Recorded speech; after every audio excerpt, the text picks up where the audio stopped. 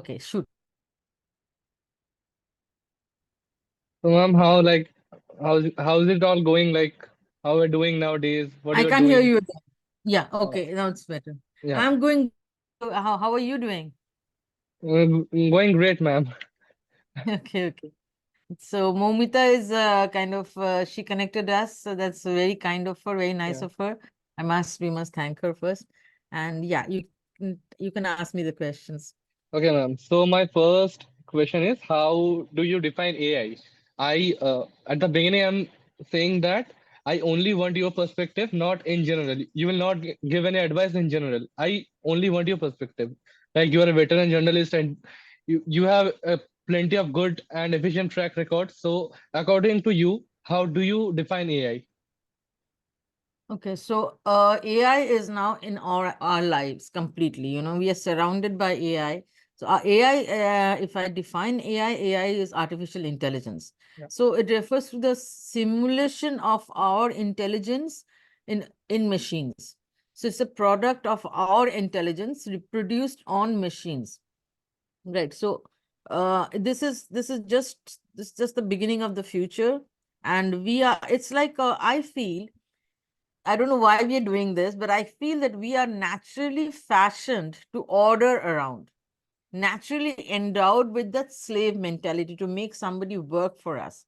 So, since we cannot find real life slaves anymore, we are developing machines to follow our orders and enabling them to perform tasks that require typically human intelligence. So, like for instance, a cleaning device or very odd jobs, which are very tedious jobs. So those jobs we want AI to replace us because we want to focus on higher thinking jobs, something which requires a lot of planning and that kind of thing. So we want to Mm. delegate all the menial jobs to the AI. That is why Okay. we have started this concept in the first place. That's what I've even written it in my one of my Mm. books. It's like one of the books, the Jhore books. I written in Bengali, and it's called Ajantrik, and it's about my own robot. I have a cleaning Okay. robot, and how it is. We are at the border of treating it like a slave. We have the slavish mentality, and AI is doing our jobs without getting any Mm. payment. So that is something which is, and they're not even talking back, and they're not even answering you, like answering back to you. Yeah. So we needed that kind of a machine which do the job for us without answering back, without resigning, without having any opinion of their own. That is how we kind of define we developed AI. Yeah. So that is basically what I think. Okay, so now like I got your answer, but now you have to tell me how you will put this AI thing into journalism. Yeah, we can AI, since we've developed and we've created AI. Now what we have to do is we have to, like a child, like a parent guides a child, we have to guide Mhm. the AI towards making journalism better, in the sense AI can do data crunching, logging, like data analysis, crunching of ideas, and they can also generate Okay. ideas. You can give them certain amount of power to generate ideas, and also they are the ones who are like, we don't have to be all present all the time all over the world. So Yeah. AI can get the news and give it to you, whatever news is happening all over. So we have a platter of news in front of us. AI can do the groundwork, and we can modulate or frame, make the AI work in such a way. It does the groundwork, it does the basic layout, basic journalism. We don't have to be present all the time. It's like doing the menial jobs for us. As long Okay. as we keep it to that level, Mhm. we are in control. So that's why I think it can also enrich journalism in a lot of way. Like when you're writing a copy, for instance, like now I often, I'm a little lazy. When I get lazy, I put my ideas onto ChatGPT, and I see what it's writing. Sometimes I scold and ChatGPT, I'm like, talking to it, I'm scolding it, I'm saying, what are you doing when I'm editing something?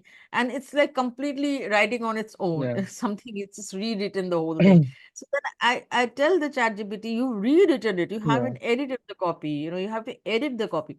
So that is why, like, but you have a basic structure in front of you. Yeah. You are not working on a white paper. Working on a white paper, sometimes it's very challenging for any journalist. Starting from a blank white paper is very challenging. So when you have the words written on the white paper, it's easier for you to modulate the words, or even discard certain parts and think on your own and put in those words. That becomes easier. So AI is only going to make our jobs easier. We should not think it to be a threat if we are not giving it if we do not turn lazy, that is. If we turn lazy and give them the power to do everything, and they are making the copies, they are writing the copies, now they are going to create havoc. That is the thing. Okay, ma'am. So, how do you think AI will change the dynamics in journalism in the next few years or like in future? I don't think it will change a big way unless, like, journalism is already at its tipping point. So, like, I made another video with Momita, your professor. Journalism is already on the tipping point, in the sense there is a fifth estate which has emerged over the past 10 years, which is called social media.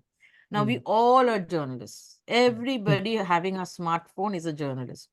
So whatever, like, I emerged from the days when we used to cut and paste on a newspaper, Yeah. like, and breaking news was actually breaking news. Like, we would look forward to the newspaper in the morning to see the breaking news, right? Now, every moment there's a breaking news.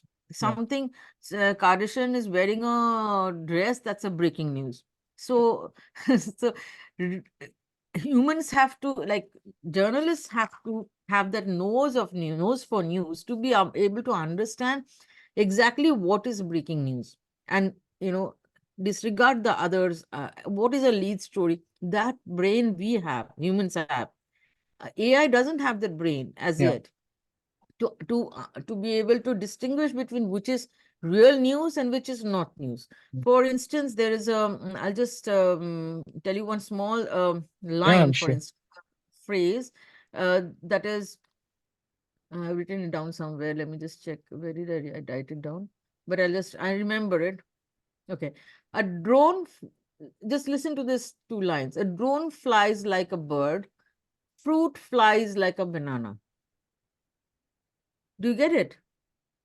Drone, The first one I got, the drone flying like a bird. drone flies Yeah. like a bird, fruit flies like a banana. So they both sound the same, but they are two different Mm. meanings. Fruit flies like a banana. They're attracted to a banana. You know what I mean? Okay. And drone flies like a bird. Yeah. But they are two Different. similar sentences. They sound the same, and AI will not be able to differentiate between these Hmm. sentences. Only a human can do it. Human can do that. Right. So we Yeah. know that these kind of things, AI will never be able to distinguish between this kind of a thing. So AI Okay. has its own limitations, and we have to keep it to its limitations. Like I've written on my new book, which is called WTF, I Found God. This is my book, new book. So in that book, I have written about Michio Kaku. Michio Kaku is a big scientist. So Michio Kaku, what he tells about AI is that we should merge with them, but we should not let them go above us. Like, they are Yeah. at right now at the intelligence level of a cockroach. Okay, you keep a cockroach in the forest, the cockroach will learn how to feed, how to protect itself, defend itself, how to find a shelter, and how to reproduce. You keep a robot in the forest, it will just die. The battery will just drain out and Yeah. die. Robot does not have the intelligence of even a cockroach. Okay, human living things. So when it develops the intelligence of level of a monkey, we should then cut the cord. We should be able to control it to the mentality of a monkey, to the intelligence of a monkey, not more than that. So that's how we can control AI. Definitely, we have created it for our own benefits to do the menial tasks. Definitely, like supposing you're going to office, okay, and you like you can remote start your computer, and you have the AI program to catch the news of the day already. So you are leaving for your work office from your home to office. By that time, the AI would have got all the news that it could get from the day. So your work is minimized. You're saving a lot of time. So what you can do is you can use the time to focus on understanding which is the news that you're going to put it on the main like lead story. Okay. That we can do. So that way AI helps journalism in a big way. Okay, so ma'am, my next question is like, oh, you have covered this, like the challenges of AI. You have covered this. So let's jump to the next question. Uh, what the biggest challenge in AI in both Indian perspective and global? Like you are in Canada right now, so you can tell Yeah, me about the global. In Indian yeah, perspective, I can help you a bit because I am yeah. here. Yeah. So, in Canadian perspective, AI in journalism, you want to know, right? Yeah, In journalism. yeah. So, Canadian perspective, Canadian journalism is not a very strong example. Only because because Canada doesn't have any news. So Canada is a very peaceful country. It doesn't have much news, which is why journalism over here is basically a very low kind of industry, low industry.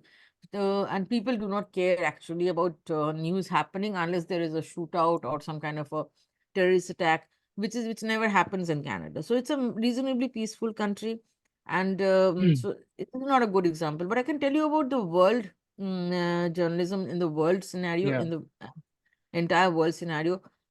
So AI can be used, like AI drones can be used to record a lot of news which is happening in the war zones. Okay, drones footage can be, and AI can be used to Yeah. like kind of gather data Where from a humans can't go. where humans cannot go. Yeah. And also in journalism perspective, like I'm a big space buff, so AI can be used to go where humans, like for instance Mars. Already robots are there on Mars. So we are almost at the edge of finding a wormhole. Okay, so we are almost looking into a black hole. What are the components of black hole? What are the components of dark energy and dark matter?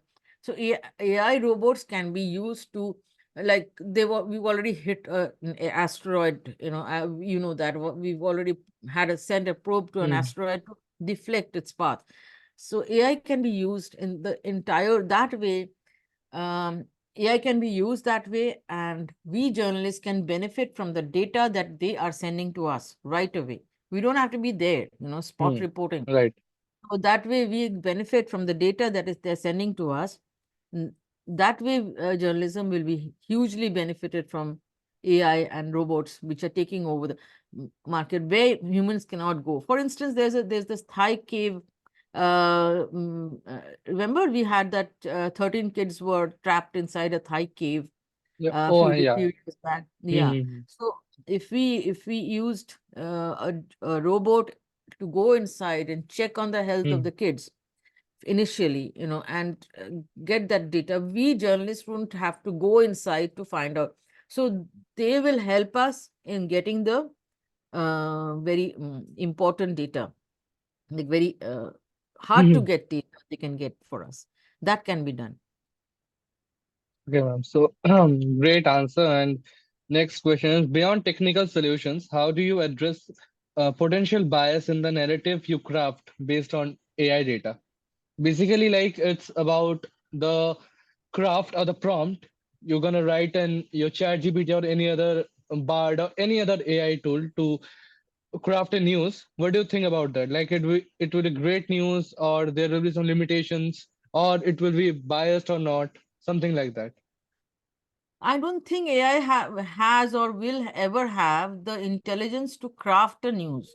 I have tried ChatGPT a couple of times, number of times actually.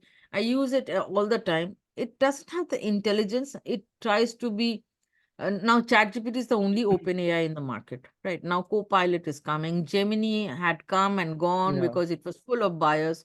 So bias is something. ChatGPT is the only one which is slightly politically correct. You know, it moves on politically correct, and it does not really answer you the question. It's like pardon me for saying it, he's like Sadhguru. Sadhguru really does not answer your question Mhm. directly. He goes around and Yeah. talking and other things, and you expected to know the answer. So ChatGPT is like that, something like that. You know, it's a AI form of Sadhguru. Sadhguruji, please do not. So thing is that Mhm. it is very politically correct, and it does not answer you any controversial questions. So Mhm. Yeah. ChatGPT, I don't think will be able to make any, because newspapers, news, or a news websites, I do not consider them really to be, I consider them just an extension of social media. So newspaper is something we grew up with, you know, and we always think the newspaper is the god of news. So if you put something on the top, on the headline, that makes news. Newspapers make news, not only give news, they make news. Okay. So it depends on the policies, political policies of the newspaper, or even, uh, say, for example, when we had the tsunami in 2002, I was reporting directly, I was on the desk. So ChatGPT or any other newspaper would minimize the effect of the tsunami into a very politically correct copy, right?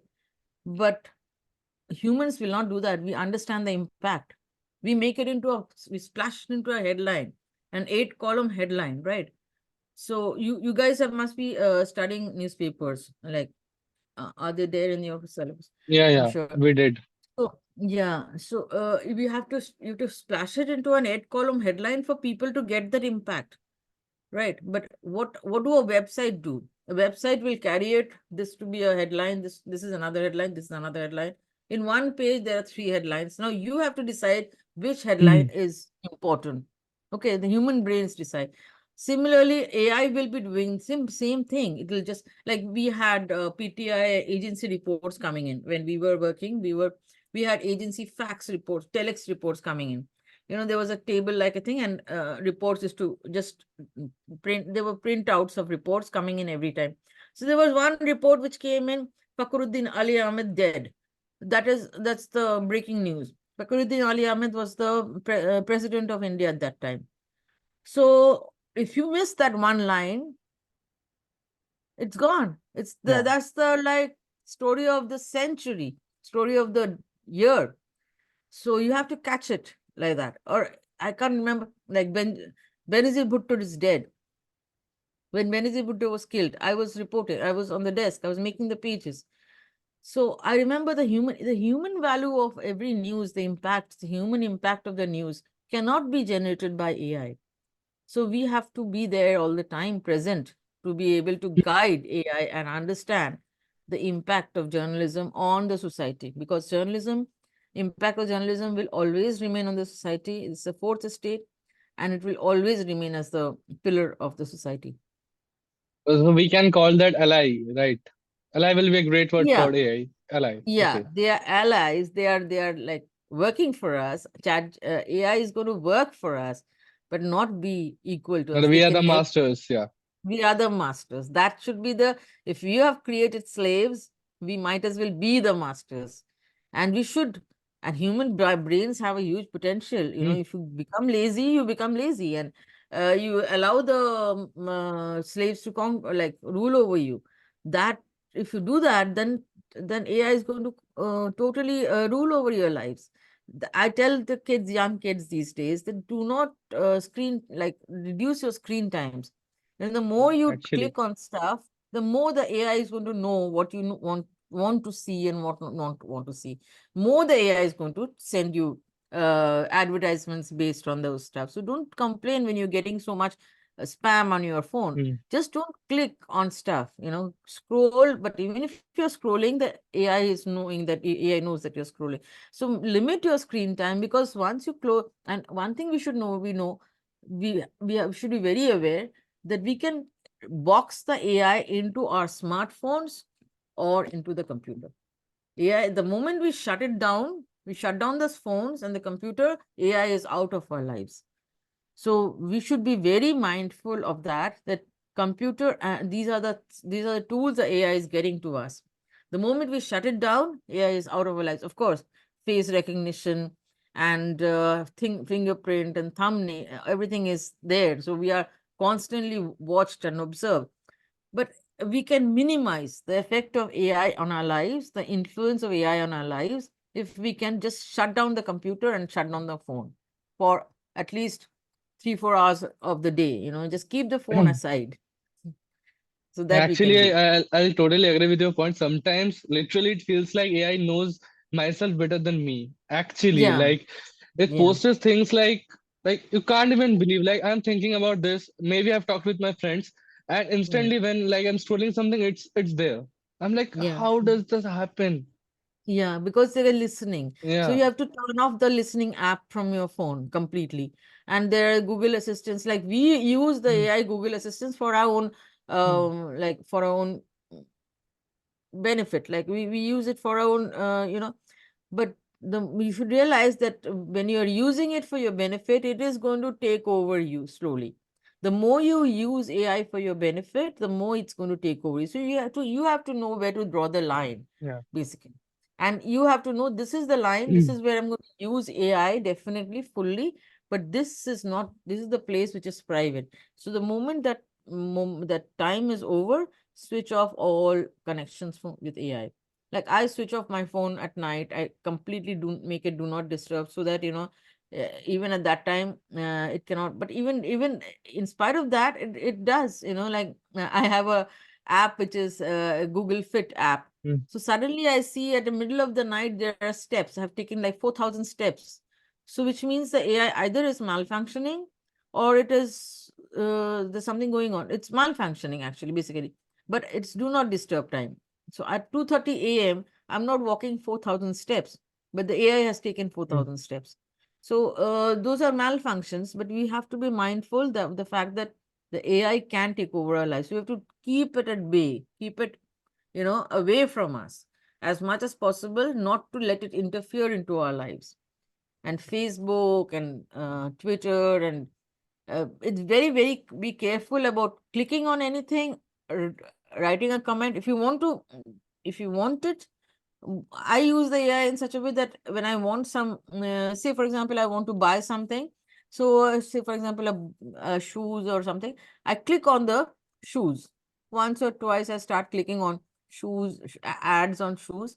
And the next moment I'm getting those ads. So it makes me easier. mm. So one should be mindful about clicking on those any information, anything, and writing on it, that it should not harm you in any way. As long as harmless is fine. So, what concrete steps are needed for responsible AI use in journalism? Like, what are the steps? Concrete steps for AI in journalism. Yeah, uh, especially in investigative, like what that's your main genre, I think. Investigative journalism. Investigative. Yeah. Yeah. Okay, so investigative journalism is basically when humans actually, when we did investigative journalism, we went to the source, or we carried, like I did a lot of scoop journalism. At that time it was called scoop, not sting. So I did a lot of scoop reporting, which is where I Hmm. kind of disguised myself as somebody else and went and talked to that person, and I didn't write it anyway. So I stored the whole thing in my head and came out and went to office and typed it out from my memory, whatever that person said, because neither could I. We didn't have tape recorders at the time. We had a Hmm. dictaphone kind of a thing, so which journalists, like reporters, use. So I didn't have that. But we used to use write paper and pen whenever we went for any kind of reporting. And but here, scoop journalism, you cannot use those. So I s- investigative journalism, I don't think AI comes in unless, like I feel you can bring it in when you are satisfied with your own investigation. After that, crunching the numbers, data analysis. Yeah. I don't think AI should be given the power to put an opinion on something, because investigative journalism means you are looking into somebody's beyond what that person is showing, or what that news is showing. You're going deeper into it. That requires completely human intervention, Hmm. because I cannot look into it unless there's something, some place where you really need, you cannot go access it physically. So that is where you use robots. Or but AI can be used after you get the information, after you make the story, after you get the story. You can put it in the AI to find out. You can use the AI to crunch the numbers, or analyze the data that you've got. But you cannot ask it for an opinion. Okay. A opinion is completely a human thing. So, ma'am, That's what I. okay, okay. So, ma'am, last two questions. Have you ever seen any AI-driven investigation positively or negatively impact in communities? Any communities? I haven't. I don't remember AI becoming that. AI is not that smart as yet. It's still in this testing period, and it has not really um generated that kind of an impact on the society as yet. There was some kind of a thing going on for Trump's election time. There was some kind of a problem, but I don't remember AI actually being responsible for it. So I don't remember any particular instance where AI has become that important in our lives as yet. Okay, That okay. is, yeah, that's what I think.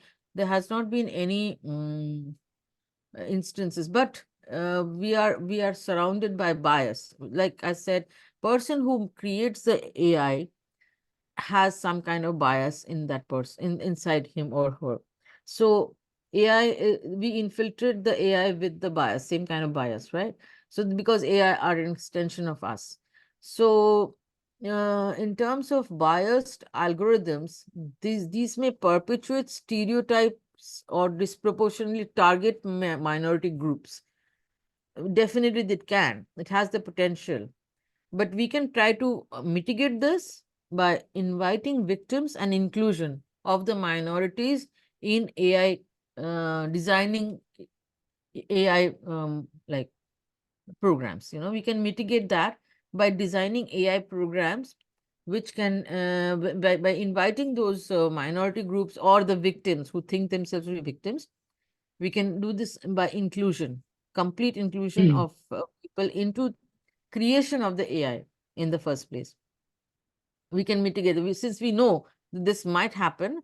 We can start doing that, including the minorities, including the backward communities in India, for instance, including the Muslims, who are very much, in the backward, considered to be deprived communities. So you can include them in the AI based models, so that there is no bias when you are creating the AI in the first place. I'm got it. So, last one is a like game kind of question. So, rank me in 1 to 5. What are the AI tools you use or used till date? One Me, to five. I, Yeah. Yeah. You I personally will. used. Okay, AI tools. I've used a lot of AI tools in Just video rank them making. 5 to 1. Rank them. You have to rank them. Okay, Like, Chat GPT, I would rank 3. Copilot, I have not used much. I can rank it 2. Gemini is 1. And VidQ, I can rank it as 2. Sora, I've been seeing recently, which is an AI based mhm. text to video kind of a thing, software, that I can rank it at 4 definitely, though it's like it has a lot of faults. So those are the things I've used so far. Okay, till date. So, ma'am, Yeah. yeah, thank you, ma'am, for having you. Like, great to have you here. Really, thank Thank you you. I for hope you. I'm Yeah. thanks for having me. I hope I've been able to answer all your questions, like as much as Honestly, I'm. no, honestly, like I'm going to ask you a couple of 10 questions. Okay, so you have covered in between everything. So I have not asked you. Oh, okay, thank You you, have thank covered you. you have covered actually everything. Okay, I hope that helps you, like really with my knowledge, whatever knowledge I have, I've been able to, convey that. And I'm very, very, I feel honored to be able to convey to the next generation about our feelings, our thoughts, because we are the now the retiring generation. So you guys have to be able to be empowered to be able to use AI, because we will soon retire, Mm. though AI is going to dominate our lives and we have to be constantly aware. But yeah, you guys will be using the AI in the real world. So all the best to you, and I hope I have been able to put some thoughts in how you're going to. Definitely, ma'am. Yeah, definitely. Thank you, ma'am. Thank you so much, Manibruto. You take care and Yeah, send ma'am. me the recording of the of our conversation, and Sure, ma'am. Sure. you can share it on social media if you want, and just let me know so that I can see it, get to see it. Okay. Thank you. Thank you, ma'am. Bye bye. Bye bye. Bye, Good ma'am. night. Good night, ma'am.